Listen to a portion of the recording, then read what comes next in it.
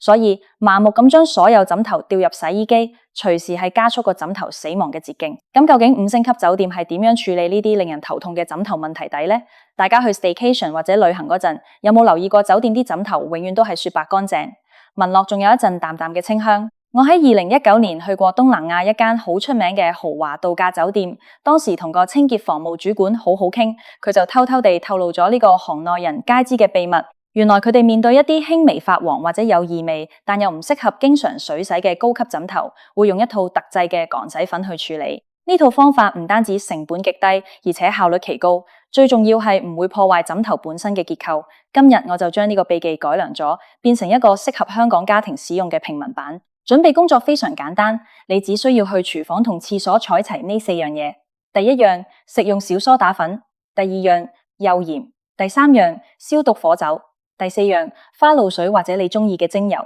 例如薰衣草精油、茶樹精油都得。最後準備一個噴壺同埋一部屋企平時吸塵用嘅吸塵機，就係咁簡單，全部都係幾蚊雞或者10幾蚊就買到嘅平價貨。首先我哋要調配一支神奇嘅除味殺菌噴霧，將大約50毫升嘅消毒火酒倒入噴壺入面，然後加入幾滴花露水或者精油。點解要用火酒？因為75%嘅酒精有極強嘅殺菌作用，可以瞬間破壞枕頭表面嗰啲引致異味嘅細菌細胞壁，而且酒精揮發得好快，噴完落去好快就會乾，唔會搞到個枕頭濕粗粗。加入花露水或者精油，除咗可以掩蓋酒精本身刺鼻嘅氣味，仲可以利用植物提取物嘅天然驅蟲驅蟎功效。薰衣草精油仲有安神助眠嘅作用，等你夜晚瞓得更加香甜。調配好之後，搖勻佢，然後將你個除咗枕頭袋露出黃色真身嘅枕頭平放喺床或者梳化度，距離枕頭大約15至20厘米，將頭先調好嘅酒精噴霧均勻咁噴喺成個枕頭表面，特別係嗰啲黃色污漬同油濺味最重嘅重災區，可以噴多2下。記住係表面微微濕潤就足夠，千祈唔好噴到成個枕頭滴晒水。噴完之後，稍為等大約1-2分鐘，俾啲酒精發揮殺菌同溶解表面部分油脂嘅作用。好啦，戲肉嚟啦，跟住落嚟我哋要製作嗰個傳說中嘅乾洗粉。一個乾淨數水嘅須，倒入2大湯匙嘅小須打粉，再加入1湯匙嘅幼鹽，用匙羹將佢哋徹底撈勻。小梳打粉，化學學名叫做碳酸氫鈉。絕對係家居清潔嘅王者中嘅王者，佢具有好強嘅吸附能力同埋微弱嘅鹼性，能夠有效中和來自汗水同皮脂嘅酸性物質，將深入枕頭纖維入面嘅油脂污垢牢牢咁吸附出嚟。同時，佢仲係除臭嘅極品，可以將嗰啲難聞嘅油醋味吸得一乾二淨。至於加入幼鹽，係因為鹽粒具有天然嘅摩擦力同殺菌作用。當小梳打粉同鹽混合埋一齊，就等於幫個枕頭做磨砂去角質咁，效果會加倍提升。將呢碗混合好嘅粉末均勻咁灑喺頭先噴過酒精，仲有少少微濕嘅枕頭表面，特別係發黃嘅地方，可以厚敷少少。然後戴上手套，用手輕輕咁喺枕頭表面打圈搓油。呢個動作好重要，因為可以令到小梳打粉同鹽粒深入纖維嘅縫隙，同啲頑固污漬發生物理同化學反應。搓勻晒之後，最關鍵嘅一步嚟啦，就係等。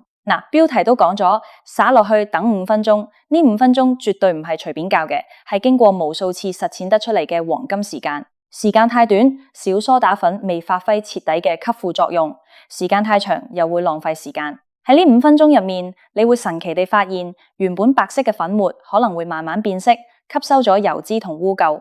你可以趁呢5分鐘去沖杯咖啡，或者碌下手機睇下其他影片。5分鐘過去之後，魔法就要揭曉啦！攞出你部吸塵機，換上床鋪專用嘅吸頭，開到最大吸力，將枕頭表面嗰啲吸滿污垢、油脂同異味嘅小梳打粉同鹽粒徹底吸走。喺吸塵嘅過程入面，你已經可以感覺到個枕頭變得乾爽。當所有粉末都被吸走之後，你再用鼻控埋去聞下，真係冇誇張。原本嗰陣令人反胃嘅陳年油醋味真係瞬間消失得無影無蹤，取而代之嘅係一股由花露水或者精油散發出嚟嘅淡淡清香，就好似啱啱經歷過一場高級 SPA 咁。再睇下啲黃色污漬，雖然對於幾十年嘅超級陳年老漬未必可以100%漂白到好似新買咁，但你會肉眼可見咁發現啲黃漬淡咗非常多，成個枕頭變得乾淨通透，摸上手仲恢復翻原本嘅蓬鬆同柔軟。呢個方法之所以咁正，除咗清潔效果顯著之外，最緊要係佢完全避開咗水洗帶嚟嘅風險，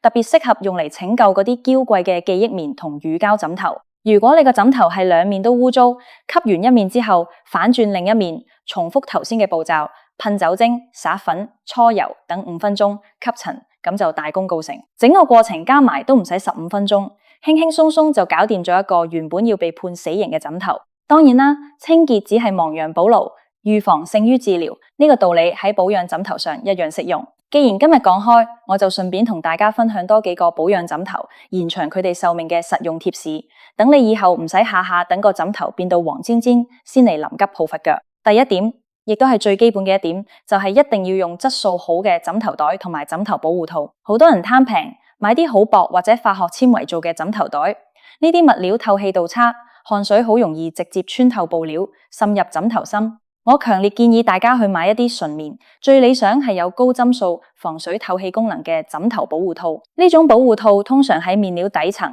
有一層好薄嘅防水透氣膜，可以將汗水、口水同油脂完美阻隔喺外面，但同時又唔會局促。套咗保護套之後，出面再加個普通嘅純棉或者真絲枕頭袋。每星期洗床單嗰陣，只需清洗最外層嘅枕頭袋，隔2-3個禮拜洗一次保護套。只要做好呢層物理防禦，你個枕頭芯用2-3年都可以保持雪白乾淨。我有個長輩今年65歲，佢就係用呢個雙層保護法。佢個乳膠枕頭用咗5年，打開個套體真係好似新嘅一樣，完全冇發黃。第二點，保持良好嘅睡前衛生習慣。呢個聽落好似阿媽教仔，但真係好重要。好多後生仔返工返學攰到死，夜晚返到屋企沖完涼，個頭都未吹乾就直接撻落床瞓。哇！呢個絕對係枕頭嘅頭號殺手。濕漉漉嘅頭髮帶有大量水分，直接滲入枕頭，加上體溫，直頭係為霉菌同細菌打造咗一個完美嘅亞熱帶雨林溫室。不出1個月，你個枕頭必定散發出一陣味。所以無論幾攰都好，瞓覺前一定要將頭髮徹底吹乾。另外，如果你平時有搽面霜、精華液，甚至睡眠面膜嘅習慣，請提早喺瞓前最少半個鐘頭搽好，等皮膚完全吸收先好上床。如果唔係你塊面上面嗰啲貴價保養品，有一半都會被個枕頭袋食晒，然後再慢慢滲透，搞到個枕頭芯變黃。第3點，善用陽光同抽濕機。雖然話記憶棉同乳膠枕頭唔可以攞去太陽底下暴曬，但你可以將佢哋放喺通風陰涼嘅地方吹下風。如果你用嘅係傳統嘅聚酯纖維枕頭或者羽絨枕頭，咁陽光就係最好嘅天然殺菌劑。趁住秋高氣爽或者有太陽嘅週末，將呢類枕頭攞出騎樓或者窗邊曬2-3個鐘頭。太陽光入面嘅紫外線可以有效殺死大部分表面細菌同塵蟎，同時可以蒸發枕頭內部積聚嘅濕氣，令個枕頭回復蓬鬆。曬完之後，記得用棍輕輕拍打幾下，將啲死咗嘅塵蟎同灰塵拍走。如果你屋企冇得曬太陽，或者正值香港嘅梅雨季節，抽濕機就係你最好嘅朋友。將啲枕頭同被鋪放喺間房度，閂埋門窗，開着部抽濕機抽佢幾個鐘，一樣可以達到乾燥殺菌嘅效果。第4點，要識得分辨枕頭嘅使用壽命。雖然而家教咗大家乾洗秘技，可以令枕頭煥然一新，但大家要明白，任何物品都有壽命，枕頭都唔例外。一般嚟講，化學纖維枕頭嘅壽命大約係半年到1年。記憶棉同乳膠枕頭因為承托力比較持久，通常可以用2到3年。而優質嘅羽絨枕頭如果保養得宜，甚至可以用到3年以上。但如果你發現個枕頭無論點清潔，拍極都唔蓬鬆，中間凹陷咗無法回彈，或者對接之後無法自己彈開還原，甚至乎你發覺最近經常瞓醒條頸好痛，落枕，咁就代表個枕頭嘅物理結構已經遭到破壞，失去咗應有嘅承托力。呢個時候就算個枕頭表面幾乾淨，冇油黐味都好，你都係時候要忍痛同佢講拜拜，換一個新嘅枕頭啦。畢竟頸椎健康無價，無謂為咗慳嗰少少錢而搞壞自己條頸。講到呢度，可能會有觀眾心諗，其實搞咁多嘢，點解唔直接攞去洗衣鋪乾洗呢？大家有所不知，坊間好多傳統洗衣鋪嘅乾洗服務，其實係用化學溶劑去清洗衣物。呢啲化學溶劑雖然去污力強，但殘留嘅氣味十分刺鼻，而且對人體呼吸道同皮膚有一定嘅刺激性。你諗下，枕頭係每晚貼住你口鼻，伴你入眠嘅貼身物品。如果入面殘留咗呢啲工業化學成分，你晚晚吸入去，對身體絕對係有害無益。曾經有單新聞報道過，有位婆婆今年70歲，將屋企啲被鋪枕頭攞去乾洗，攞返嚟無吹散啲味就直接用，結果搞到氣管炎發作，入咗醫院。相比之下，我哋今日用到嘅小梳打、幼鹽、酒精，全部都係食用級或者醫療級嘅安全物品，揮發性高，無毒無害，用喺貼身寢具上，絕對令人安心100倍。除咗枕頭芯本身，其實大家平時清洗枕頭袋嘅方法都好有學問。有好多人為咗徹底洗走枕頭袋上面嘅油脂同頭皮屑，會狂落好多柔順劑。其實呢個做法係錯嘅。柔順劑嘅原理係喺布料表面包一層薄薄嘅化學潤滑膜，令到啲纖維摸上手滑啲。但係呢層膜同時會大大降低布料嘅透氣度同吸水性。長時間用柔順劑洗枕頭袋，你會發現個枕頭袋越來越唔吸汗。夏天瞓覺嗰陣，個頭會出晒汗，焗住個頭皮，甚至引發頭皮囊炎。正確嘅清洗方法應該係用普通嘅洗衣液。如果嫌污糟，可以喺洗衣機度加半杯白醋。白醋有天然嘅殺菌、除臭同軟化纖維作用，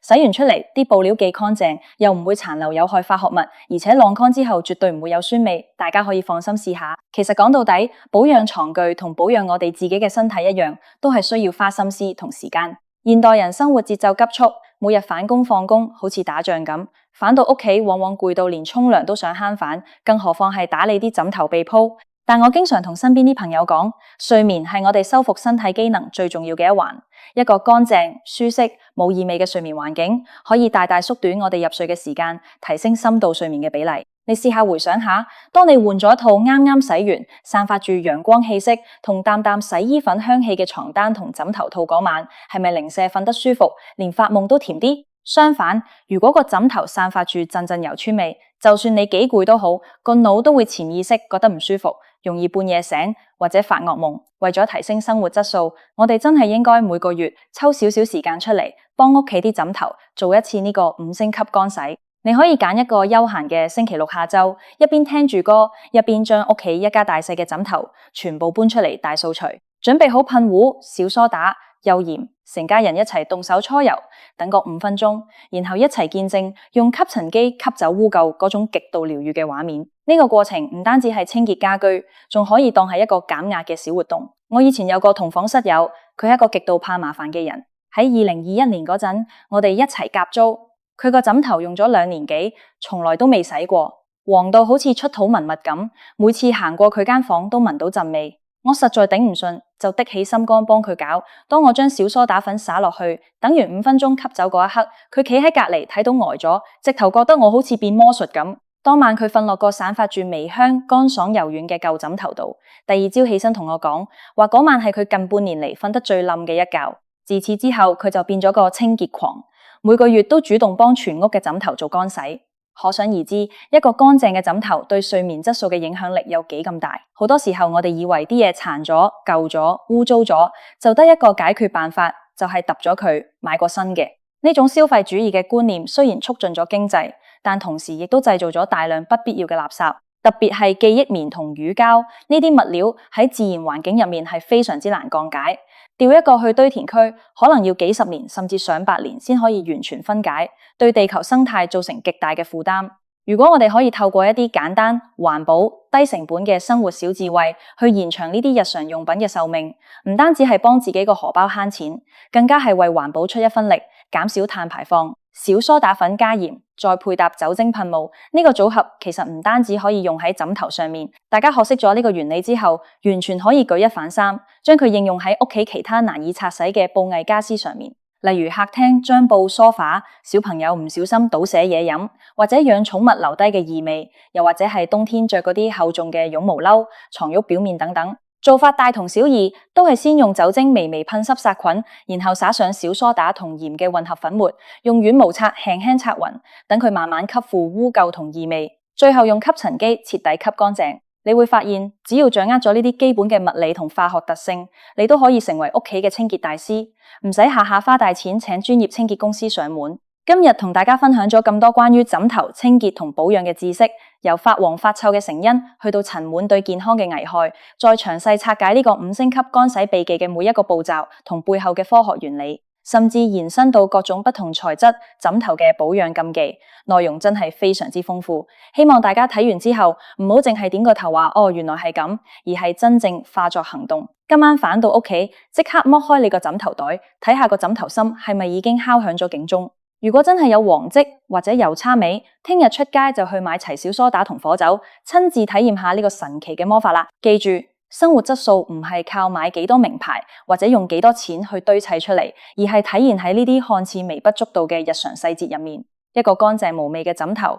一晚優質安穩嘅睡眠，絕對為你第二日應付繁重工作同學習提供最好嘅能量。如果你覺得今日分享嘅呢個方法實用，幫到手，或者你試過之後真係覺得效果驚為天人，不妨將呢份實用嘅信息分享俾你身邊嘅屋企人同朋友，等大家都可以一齊告別又黃又臭嘅枕頭，晚晚都好似瞓喺5星級酒店咁舒服。好啦，今日就同大家傾到呢度，大家快啲去拯救你哋屋企嗰啲地圖枕頭啦！祝大家今晚發個好夢，拜拜。